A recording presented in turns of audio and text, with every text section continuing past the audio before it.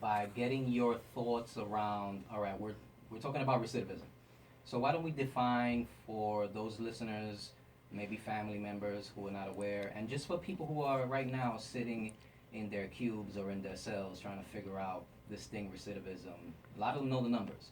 We're talking about, the Bureau of Justice Statistics says somewhere around 67% within the first 3 years, and then upwards of 77% in 5 years. Yes. So that's we've been saying it on the count for many years that if we ran a business, right, in the corporate world with those numbers of failure, it will go underground and that business would not exist anymore because the recidivism rate has remained constant pretty much throughout. So why don't we start there? Recidivism, what does that mean to you? What has been, in your studies and your experience, so we can educate our listeners? Well, first and foremost, the term recidivism has been used, and it's pretty much based on individuals who have been formerly incarcerated, have re-entered society, but have returned to prison after committing a crime, and for the most part have been reincarcerated. Mm-hmm. So that's how that term stands for me and how it's been used over the years.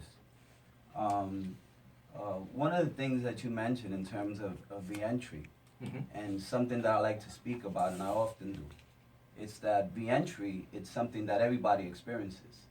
95% of the individuals who are in prison and go to prison and come home, 95% of them will be coming home. But there's a difference between reentry and reintegration.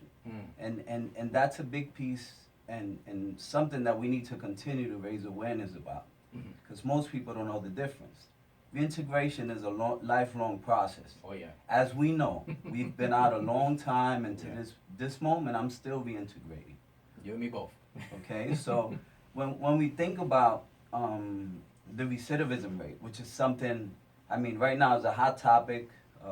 The president, our current administration, Mm-hmm. is actually doing big things for prison reform. And over the course of some time, we've been, raising awareness and advocating for policy changes. Mm-hmm. And I think that, over the course of, I would say, 10 or 15 years, we see that a lot of things are coming, to fruition. And that's a blessing for all of us.